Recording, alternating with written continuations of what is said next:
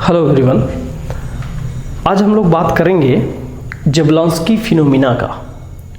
जबलॉन्स्की diagram भी बोल सकते हैं आप, या ऐसे बोल सकते हैं कि एब्जॉर्प्शन ऑफ लाइट के बाद का रिजल्ट, शॉर्ट में बोल सकते हैं consequences of absorption of light. तो कई तरीके से बोलते हैं। अब क्या है जबलॉन्स्की फिनोमिना, जबलॉन्स्की डायग्राम? घटना को सोचोगे तो जबलॉन्स्की फिनोमिना बोल दीजिए, वो एक डायग्रामेटिक फॉर्म में रिप्रेजेंट करोगे तो उसको जबलॉन्स्की डायग्राम बोल दीजिए।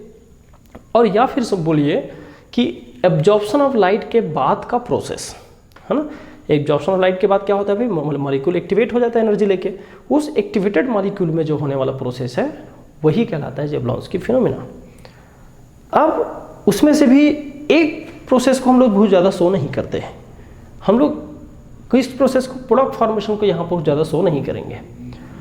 हम लोग ज़्यादातर बात किस पे करेंगे कि वो एक्साइटेड स्टेट वापस डीएक्टिवेट कैसे होता है। एक्टिवेट हुआ एनर्जी लेके, वापस डीएक्टिवेट कैसे होगा, कितने तरीके से एनर्जी छोड़ेगा, छोड़ते हुए वापस ग्राउंड स्टेट में आएगा। इस फिनोमिना को ही एक डायग्राम से शो करेंगे, दैट इज जबलॉन्स्की डायग्राम। डायग्राम में जाने से पहले ये जो बातें जो कर रहा हूँ उसको हल्का सा मैं इंट्रोडक्शन के तौर पर लेता हूँ, फिर डायग्राम दिखाऊंगा, है ना। पहले कुछ टर्मोलॉजी भी है, उनको भी सीखना है। ध्यान देंगे, जो मॉलिक्यूल सपोज ए है, इसने लाइट को अब्जॉर्ब किया और एनर्जाइज्ड हो गया, है ना। ग्राउंड स्टेट से कहाँ चला गया, एक्साइटेड स्टेट में। कैसे? एनर्जी अब्जॉर्ब करके वो अपर लेवल में चल दिया। फिर क्या हुआ, इसमें से बहुत कम हिस्सा प्रोडक्ट में जाता है और बहुत सारा हिस्सा वापस आ जाता है। अब वो आने के तरीके क्या है? हो सकता है रेडिएशन ही निकाले, हो सकता है हीट निकाले। देखिए, दो तरह से एनर्जी डिसिपेट करता है वो सिस्टम पे। ये HNU लिखा हो मतलब समझ जाइए रेडिएशन, इलेक्ट्रोमैग्नेटिक वेव छोड़ेगा। और यहाँ पर लिखा हो तो इसका मतलब सोचिए टेम्परेचर रिलीज करेगा। कहने का मतलब टेम्परेचर रिलीज करने मतलब हीट रिलीज करेगा, टेम्परेचर डाउन करेगा। तो दोनों तरीके से ये वापस आता है।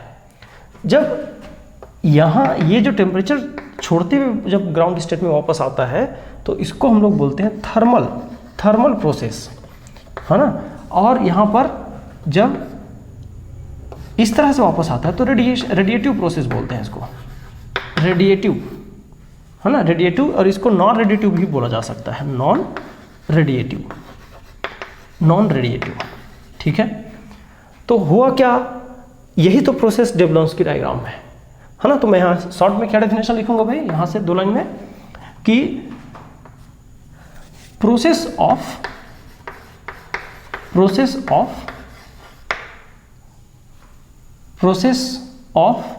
रिटर्निंग बैक बोल सकते हो, या ऐसे लिख सकते हो कि प्रोसेस हैपनिंग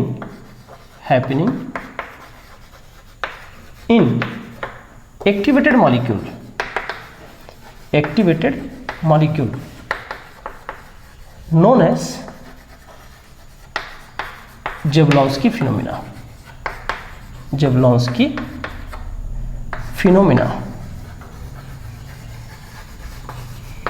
ये लीजिए जबलॉन्स्की फिनोमिना, है ना। मेजरली क्या है, process of returning back, activation से डीएक्टिवेशन मेजरली, लेकिन इसको भी इग्नोर नहीं कर सकते, हल्का सा इसका पार्ट दिखाना पड़ता है, तो मैं यहाँ पर लिख दिया हूँ, ठीक है भाई। ये कैसे होता है, 2 प्रोसेस से होता है। जबलॉन्स्की फिनोमिना के 2 नाम हैं, एक जैसे लिखा हुआ है ना, 2 तरह से होगा। एक तो बहुत कम हिस्सा प्रोडक्ट फॉर्मेशन में है, एक यहाँ पर थर्मल है ना। यहाँ पर लिख देता हूँ बकायदा, majorly returning back, majorly deactivation state, deactivation, तो क्लियर रहेगा, हम ज़्यादा इस पर बात करेंगे। मेजरली डीएक्टिवेशन, ठीक है, थर्मल। फिर दूसरा आता है रेडिएटिव। तो रेडिएटिव में यहाँ पर 2 नाम मोस्टली बात होगा। रेडिएटिव में 2 नाम बात होगा। एक का नाम है फ्लोरिसेंस, दूसरे का नाम है फास्फोरिसेंस।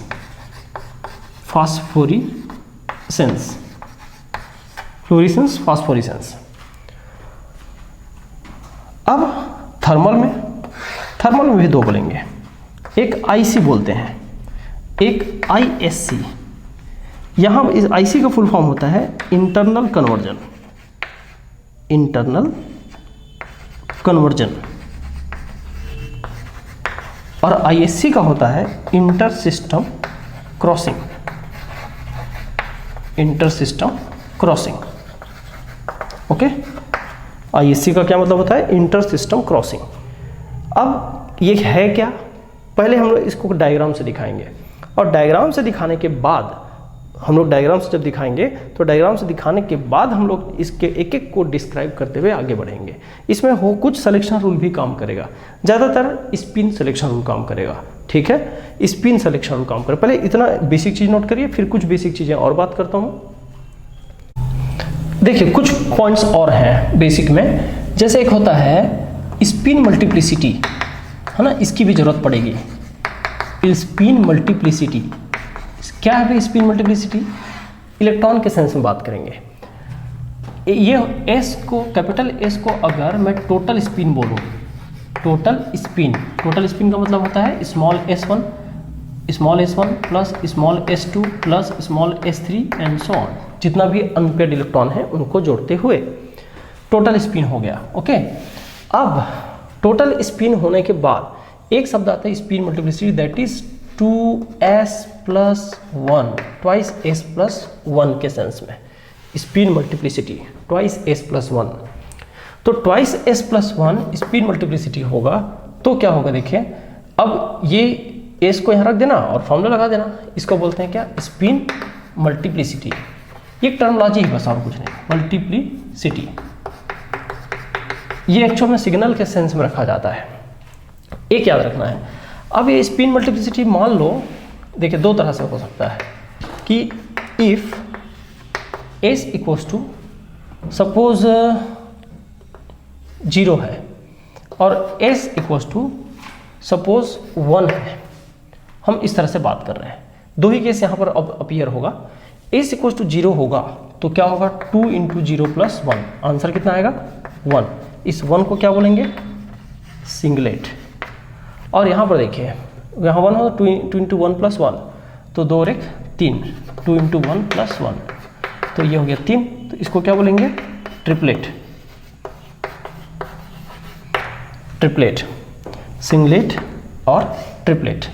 ठीक है भाई, तो सिंगलेट और ट्रिपलेट, इन दोनों में सिंगलेट और ट्रिपलेट समझ में आ गया। अब ये याद रखना है, इसके जो ग्राउंड टर्म होगा इसको मैं सिंबल से रिप्रेजेंट करूंगा s, ऐसे ग्राउंड के लिए S0 लिखूंगा, S1 लिखूंगा, S2 लिखूंगा, ऐसा समझ जाना है। ये ग्राउंड होगा, ये फर्स्ट एक्साइटेड, सेकंड एक्साइटेड। बिल्कुल इसी तरह T0 नाम का तो वैसे जैसे 0 में मिलेगा नहीं, देख लेते हैं T0, T1, T2 इस तरह से। ठीक है, तो ये ground excited state, second excited, ऐसा। तो ऐसा मैं यूज़ करूँगा। अच्छा, एक और चीज़ यहाँ पर बात कर लेता हूँ, वो है spin selection rule. Spin selection rule, तो स्पिन सिलेक्शन रूल का मतलब क्या होता है? ये जो मल्टीप्लिसिटी है ना, सेम मल्टीप्लिसिटी, ऐसा ट्रांजिशन देखो, electronic transition between same spin multiplicity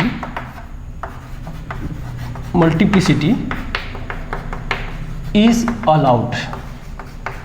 ये रूल कहलाता है spin selection rule. Same multiplicity के बीच अलाउड है, कहने का मतलब ट्रिपलेट से ट्रिपलेट अलाउड है, सिंगलेट से सिंगलेट अलाउड है, और अगर ट्रिपलेट टू सिंगलेट या सिंगलेट टू ट्रिपलेट ऐसा बोल दिया जाए तो ये फॉरबिडन है। इन दोनों के क्या शब्द यूज करते हैं? अलाउड। स्पिन अलाउड है और इसके लिए क्या यूज करेंगे? फॉरबिडन। तो इतना बेसिक जानकारी होना चाहिए किसी भी जेबुलांस्की डायग्राम में जाने से पहले। अब एक डायग्राम में ये खत्म हो जाता है, तो एक डायग्राम अब इन सबको मिला के बनाता हूँ। कैसे? वही जेबुलांस्की डायग्राम कहलाएगा। तो देखते जाइए कैसे मैं बना रहा हूँ। देखिए, अब मैं जेबुलांस्की डायग्राम बनाने वाला हूँ। कुछ सिस्टम मैंने बना के रखा है, उसको पहले देखिए। एक तरफ, इधर की तरफ सिंगलेट सिस्टम लिखूंगा ज़्यादातर, और इधर जितना पॉसिबल हो सकेगा ट्रिपलेट लिखूंगा, है ना। लेकिन जहाँ पॉसिबल नहीं होगा वहाँ सिंगलेट ही लिखना पड़ेगा। ठीक है भाई। हाँ, देखें कैसे चला रहा हूँ। सपोज करो ऐसा एक पेयर ऑफ इलेक्ट्रॉन है, एक केवल एग्जांपल के लिए दिखा रहा हूँ, जरूरी नहीं ऐसा ही हो। ये पेयर ऑफ इलेक्ट्रॉन है। तो ये पेयर ऑफ इलेक्ट्रॉन को मैंने अभी क्या रखा है, एक दूसरे के साथ पेयर रखा है, एंटी स्पिन। तो एंटी स्पिन क्या हुआ, एस क्या हो गया 0 और ट्वाइस एस प्लस 1 क्या हो गया 1। ठीक है, अब ये लाइट अब्जॉर्ब करेगा बाहरी सोर्स से, लाइट एब्जॉर्ब करेगा। लाइट एब्जॉर्ब करके हो सकता है वो यहाँ जम कर जाए, हो सकता है यहाँ जम कर जाए, हो सकता है यहाँ, हो सकता है यहाँ जम कर जाए, हो सकता है यहाँ ऐसे जम कर जाए। ये जंपिंग हो रहा है, अब्जॉर्प्शन ऑफ लाइट है ना। कौन सा लाइट, फोटो लाइट। और अब इसका नेमिंग भी कर देता हूँ। इसको मैं सिंगलेट का ग्राउंड स्टेट बोला हूँ, ये सिंगलेट का एक्साइटेड स्टेट है। ठीक है, और थोड़ा क्लियर कर दूँ, और ऐसे, ठीक है भाई। सिंगलेट का एक्साइटेड स्टेट फर्स्ट, सिंगलेट का एक्साइटेड स्टेट सेकंड, सिंगलेट का एक्साइटेड स्टेट थर्ड, और सिंगलेट का एक्साइटेड स्टेट फोर्थ, सिंगलेट का एक्साइटेड स्टेट 5, इतना तक है। और ये लाइट एब्जॉर्प्शन को छोटा सा यहाँ दिखा दिया हूँ। ठीक है, ये लाइट पड़ रहा है इस पर सिस्टम पे और ये एक्साइटेड हो रहा है। तो ये एब्जॉर्प्शन ऑफ लाइट है। एक्चुअल में ये जेब्लॉन्स्की का पार्ट नहीं था, पर फिर भी इसको दिखाना जरूरी था ताकि एब्जॉर्प्शन ऑफ लाइट होगी कहीं पर गया। अब हम उसके बाद का प्रोसेस बताएंगे क्या हो रहा है। अब इधर को देख लो एक बार और, ट्रिपलेट सिस्टम में, ट्रिपलेट सिस्टम की एनर्जी ना थोड़ा सा देखो डाउन है, क्योंकि ट्रिपलेट सिंगलेट के कंपेरेटिवली मोर स्टेबल होता है ना। ये हम लोग हुंड रूल में पढ़े थे। तो हुंड रूल की बात यहाँ पर कर लेना कि हायर मल्टीप्लिसिटी हमेशा मोर स्टेबल होता है। तो यहाँ से देखें, ये T5 है ना, ये T4 है, T3 है, T2 है, T1 है। हाँ, इसको T0 मत बोलना, ये एनर्जी चेंज हुआ ही नहीं है एक्चुअल में, और ये एक ही लेवल है, तो ये एक्चुअल में S0 है। ठीक है, ग्राउंड स्टेट में ट्रिपलेट यहाँ पर फिलहाल नहीं है। हाँ, यहाँ देखें, ये सबकी एनर्जी थोड़ी थोड़ी डाउन करना, ये स्टेबिलिटी को बताता है। जिसकी मल्टीप्लिसिटी ज़्यादा उसकी स्टेबिलिटी ज़्यादा। हाँ भाई, अब दूसरा प्रोसेस देखें, क्या क्या प्रोसेस हो रहा है। 2-3 तरह से प्रोसेस है। ऐसे स्ट्रेट लाइन से दिखाऊंगा उसको समझ लेना रेडिएटिव है, और ऐसे कर्व्ड ऐसे स्पाइरल वेव से दिखाऊंगा उसको समझ लेना थर्मल है। ठीक है, अपना अपना तरीका है मानने का। तो यहाँ ऐसे दिखाऊंगा तो ये मैं रेडिएटिव के लिए बोलूँगा, रेडिएटिव, और इसको ऐसे से दिखाऊंगा उसको समझ जाना प्रोसेस कैसा है, थर्मल। चलेगा, ये लीजिए। हाँ, चलते हैं। अब यहाँ से देखिए, मैं यहाँ से मॉलिक्यूल को सोचता हूँ, तो यहाँ से मान लीजिए मॉलिक्यूल यहाँ पर आ रहा है, कैसा, थर्मल प्रोसेस से। हो सकता है यहाँ से यहाँ आ रहा है, हो सकता है यहाँ से यहाँ, ऐसे गिरते जा रहा है। ठीक है, और ऐसे ये, और एक और इसी में एक और प्रोसेस है, ऐसे समझते जाएंगे। इसको थोड़ा दूर बना देता हूं ताकि नेमिंग करने में आसानी हो जाए। ये लीजिए, ठीक है भाई। इस सिस्टम में बिल्कुल, अब यहां देखो, इस सिस्टम में ऐसा भी तो हो सकता है कि इस सिस्टम में से यहीं न रहे, वो आगे निकल जाए, मतलब ऐसा, ये फिर थर्मल प्रोसेस से आगे जाएगा, यहाँ ये थर्मल प्रोसेस से फिर आगे जाएगा, थर्मल प्रोसेस से आगे, सिमिलरली ऐसे। ठीक है, और ये फिर डाउन होगा ऐसे, ऐसे,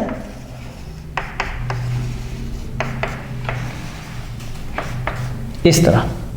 और ये जो लास्ट सबसे ग्राउंड में पहुंचते वक्त 2 तरह से प्रोसेस होता है। एक नॉर्मल भी होता है, स्ट्रेट लाइन वाला, मतलब रेडिएशन वाला। यहाँ पर भी एक नॉर्मल होता है, स्ट्रेट लाइन वाला, कहने का मतलब रेडिएशन वाला। इसको मैं अच्छे से डार्क करके दिखाया हूँ, ऐसा। ठीक है, हाँ। अब नेमिंग की बात है। इस वाले को आईसी बोलते हैं, ये सब आईसी है, थर्मल वाला। ठीक है, और जो सब क्रॉस ये स्ट्रेट जा रहा है, ये भी आईसी है, और ये जो क्रॉस जा रहा है वो कहलाता है आईएससी। आईएससी सिस्टम अलग अलग है ना, इंटर सिस्टम क्रॉस। तो यहाँ सिंगलेट टू ट्रिपलेट, आईएससी। ठीक है, और यहाँ तो कोई क्रॉसिंग हुआ ही नहीं, बराबर है लेवल। ओके, अब 2 चीज छूट रहा है, ये इंटरनल कन्वर्जन का मतलब within the same system, upper से lower, within the same system, singlet to singlet, है ना। यहाँ जो है रेडिएटिव कर दिया हूँ, इसका नाम है फ्लोरीसेंस, फ्लोरीसेंस ये। और एक और कहीं पर दिखा रहा था ऐसा, ये इसका नाम है फास्फोरिसेंस, फास्फोरिसेंस, याद रहेगा, phosphorescence right side, fluorescence left side, ठीक। अब डायग्राम में तो जितना दिखाना था लगभग हो गया है। जैसे देखिए, अब एक बार और रिवाइज कर दें क्या क्या है, यही जेबलांस के डायग्राम है ना। एब्जॉर्प्शन ऑफ लाइट हुआ, कहीं भी गया एक्साइटेड स्टेट तक। फिर उसके बाद देखो कि ये जो इमिशन के तरीके कई हैं, जब सेम मल्टीप्लिसिटी से सेम मल्टीप्लिसिटी सेम में अपर से लोअर की ओर जाए, सेम सिस्टम में अपर से लोअर की ओर जाए और थर्मल जाए, हीट निकालते हुए जाए, तो हम लोग उसको आईसी बोलते हैं, इंटरनल कन्वर्जन, चाहे वो कहीं से भी कहीं हो, ठीक है। 1 से 0 को भी अगर हीट निकालता है तो थर्मल ही बोलते हैं, लेकिन यहाँ पर ज़्यादा प्रोमिनेंट कौन है, फास्फोरिसेंस। ये देखो, अब सेम सिस्टम से सेम सिस्टम में अगर रेडिएटिव जाता है तो फास्फोरिसेंस है, वो भी ग्राउंड स्टेट वाला, है ना, बाकी में ऐसा होता नहीं है। दूसरा देखें, सेम सिस्टम में triplet to triplet internal conversion, thermal के साथ इंटरनल कन्वर्जन है। और सेम, यहाँ देखो सेम सिस्टम तो नहीं है, लेकिन ग्राउंड स्टेट में पहुँचते वक्त अगर रेडिएशन निकाल देता है अब फर्स्ट एक्साइटेड स्टेट से, तो ये फास्फोरिसेंस हो जाता है। यहाँ डिफरेंट सिस्टम है ना, ट्रिपलेट से सिंगलेट है। फिर सिंगलेट सिस्टम से ट्रिपलेट जाते वक्त जब वो ऐसा क्रॉस करता है तो इसको बोलते हैं इस सिस्टम से उस सिस्टम में क्रॉस करना, कहने का मतलब इंटर सिस्टम क्रॉसिंग। तो ये तरीके हैं जेबलांस्की फिनोमिना के। अब एक एक को आगे पढ़ते हैं।